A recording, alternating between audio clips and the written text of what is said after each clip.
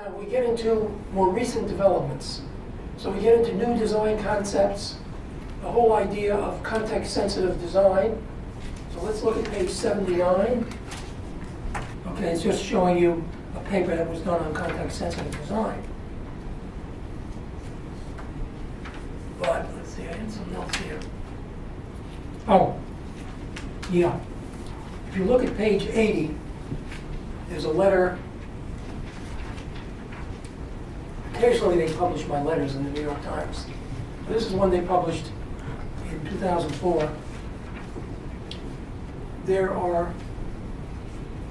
They recently, at that time, the Long Island Expressway here, there was a project to widen the Long Island Expressway from roughly the New York City line. Here is the Cross Island Parkway, and here's the Long Island Expressway going out into Long Island. And it had been widened to accommodate a bus HOV lane. They added a lane in each direction, and they rebuilt almost every bridge. I think it was an $800 or $900 million project. It was a big project, about 40 miles. There was a short stretch, though, from the city line to the Cross Island, like right here. It's about 1.5 miles, where there was opposition to widening it. The logical place to terminate that would be the Cross Island Parkway.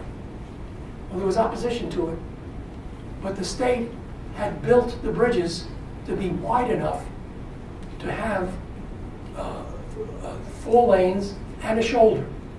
And prior to that, there was a shoulder on the 6-lane expressway. It was now 8 lanes, not HOV, but 8 lanes. Well, I went out there one day. I have some pictures here. I'll show them to you later if you want to look at it. Here's the overpass of the highway.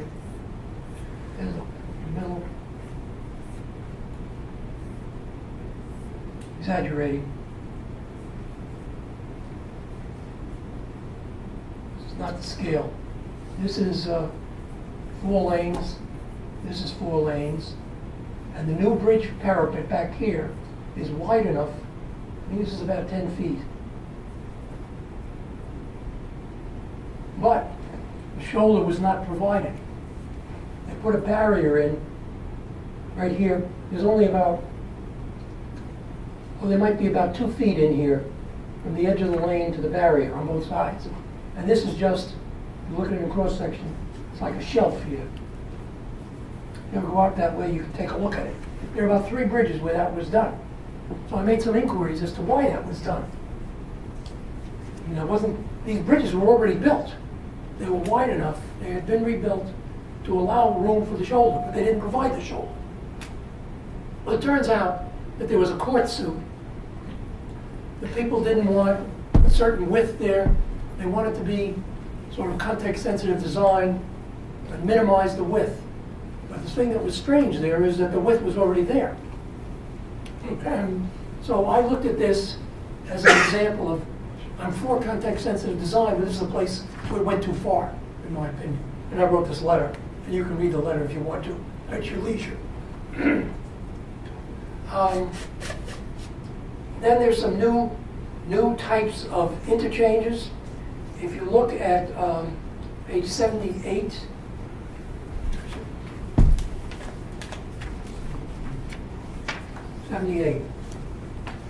and if you look at there are 4 renderings there. I hope it's clear enough. The lower right-hand corner, it's called a single point urban interchange, the lower right-hand corner. That has been built at the intersection of the Brooklyn-Queens Expressway and Northern Boulevard. Here, right here is the Brooklyn-Queens Expressway, Northern Boulevard, up in this area of Queens. Spewies, S-P-U-I, it's called a spewey, have been built in the United States for at least the last 20 or 30 years.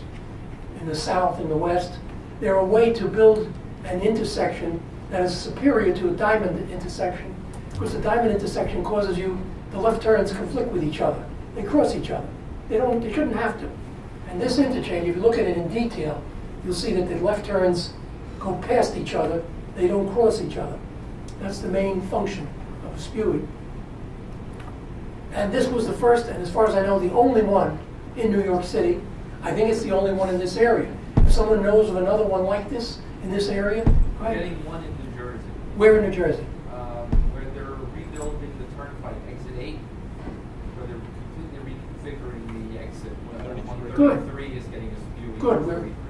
We're entering the 21st century Yeah, again. no. Now, there's an even newer concept now.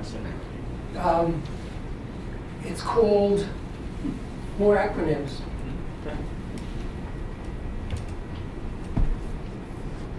DDI, a diverging diamond interchange. A diverging diamond interchange. I had a drawing of it. But basically what it does, I'll just talk about it conceptually. I have a drawing, but I have to dig it out.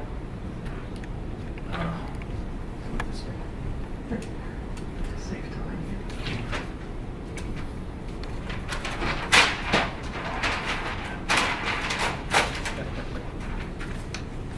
Okay, if you have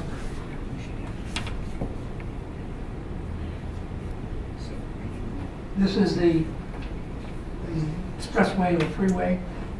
This road, it's going to look strange, but I'm going to put it in. I'll just give you the basic idea.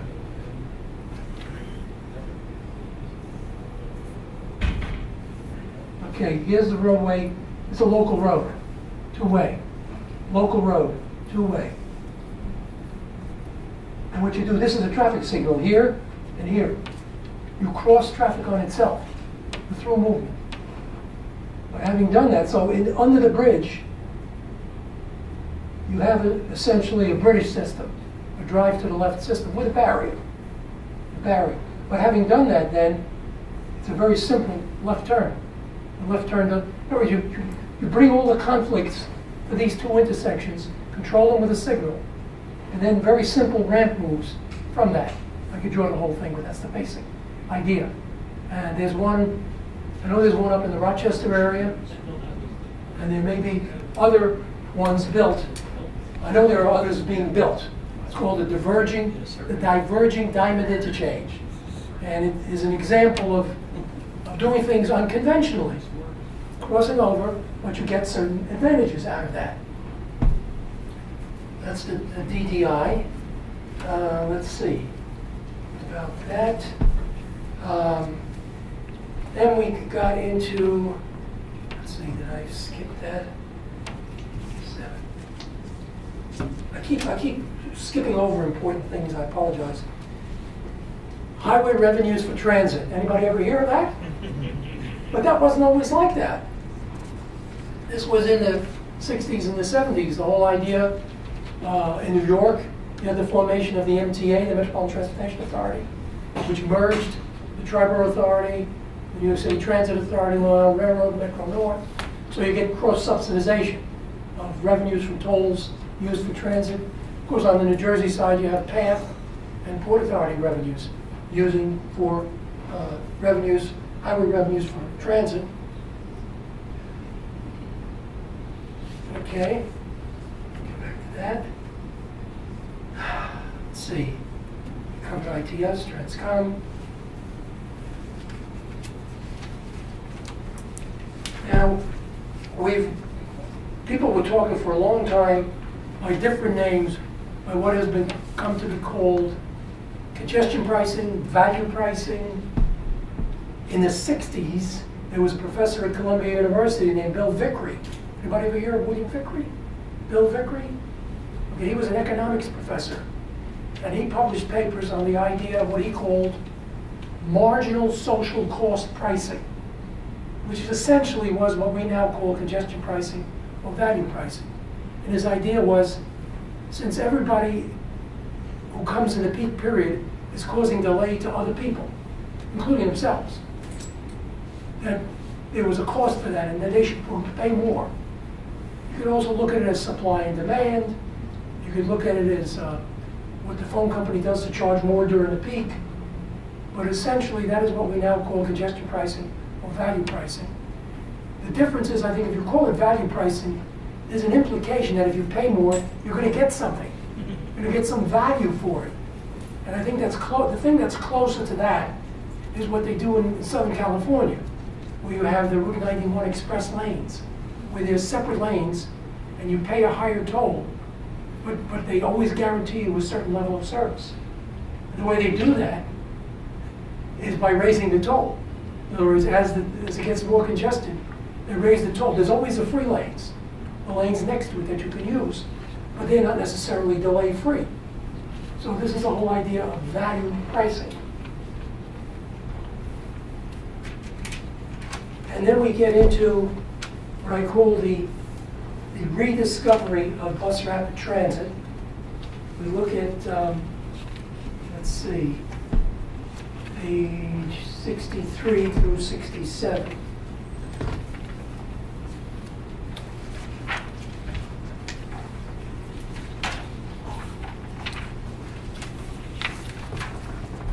Okay, page 65, let's say, is a report that was done by TCRP, Transit Cooperative Research Program, talking about various places where bus rapid transit was being put in. But I think the key thing about bus rapid transit is kind of summarized in 3 slides that I've reproduced here, page 60, 61, and 62. If you look at page 60 and 61 in combination, if you look at transit from the engineer's standpoint, the engineer looks at what I call hard factors and soft factors. The hard factors are things like propulsion, guidance, the running way. You notice I purposely, nowhere on that slide do I say bus, rail, monorail, waterborne. These are functional classifications. You don't talk about a particular mode. You talk about running way, vehicle, what type of vehicle you use, kind of stations. Then you look at operational things, such as what are the headways, what are the station spacings, transfers, travel time, reliability. These are things that you measure or that you use as parameters to operate the system. You look at soft matters such as control systems, passenger information, fare collection, image. And then you look certainly at costs, capital, operational, land, energy, social, environmental, okay? But from the officials and from the public's viewpoint, and from the media viewpoint, they don't look at it that way. They do look at modes. They say, well, rail is fast, reliable, and non-polluting. Bus is slow, unreliable, polluting. I might add another word, plodding. Plodding. That's an image. It's an image. Development. Well, development is only stimulated by rail projects. I'm only stating beliefs. I'm going to come back to it. Bus is only for captive riders. That's the perception. And bus is always a second choice. Now, that is not the viewpoint of bus rapid transit. Because bus rapid transit says, if we provide the right vehicles, they can be quick, quiet, non-polluting, whether they're electric or hybrid, whether they're fast or reliable, if you think about it, is a function of the right-of-way and the running-way. It has nothing to do with whether it's a bus or a rail vehicle. It has to do with it running on its own right-of-way. Does it have priority right-of-way? Does it have priority traffic signals? The same software that's used to give priority to light rail vehicles and traffic signals can be and is used to give priority to buses and traffic signals. And there are a number of BRT programs, like in the Washington, D.C. area and other places, where the bus riders are not captive riders. They're choice riders. They're high-income people. So this is a very tough nut to crack in terms of getting people to consider BRT systems. They are being considered, they are being put in many places. But I think that image still persists.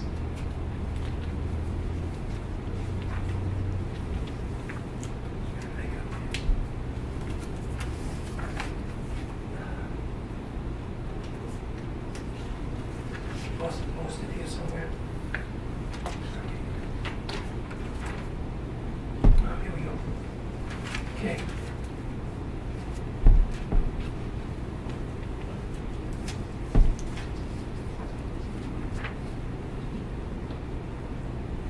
So some of the newer things we've talked about, context sensitive, roundabouts are becoming more and more popular, certainly, as intersections. New York State, as I recall, they've sort of mandated that if you're going to improve an intersection, you must consider a roundabout. They don't say you have to do it, but they say you have to consider them. And so they have some advantages, but I have a feeling they may be misused in certain places, but there is definitely a place for them. We talk about the different types of interchanges. Then we get into the whole idea of high occupancy toll lanes, HOT lanes. And we had tough enough to get across the idea of HOV, high occupancy vehicle lanes.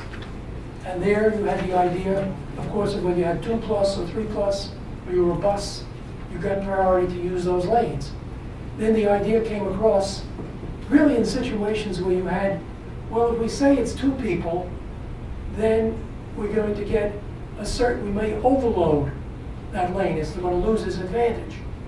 If we say it's 3 people in the vehicle, we're going to underuse the lane because there's not enough vehicles with 3 in them. So the idea came about, well, let's use pricing as a management mechanism that will allow these low occupancy vehicles in there, or if they pay a toll. And that's how you get into the idea of high occupancy toll lanes. And we will see some of those in one of the PowerPoints that we will see a little later.